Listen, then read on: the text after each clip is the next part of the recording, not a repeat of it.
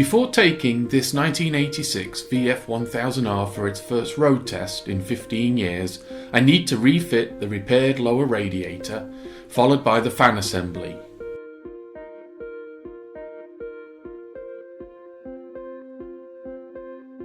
Once this is done, I flush the coolant system to remove any remaining sediment. The bike is brought up to temperature for 10 minutes and I check that the fans kick in, then let the bike cool before replacing the coolant flush with a 50-50 mix of antifreeze. As you can see, even though we thoroughly flushed the coolant system originally, it still held quite a bit of sediment in the radiators. Happy that the coolant system is now fully operating and no longer leaking, I can refit the airbox with a new air filter and seals. And with the airbox fitted, I can refit the gas tank with its new petcock.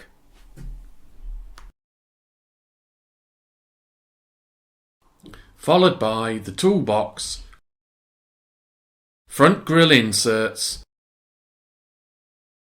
tail unit and front fender.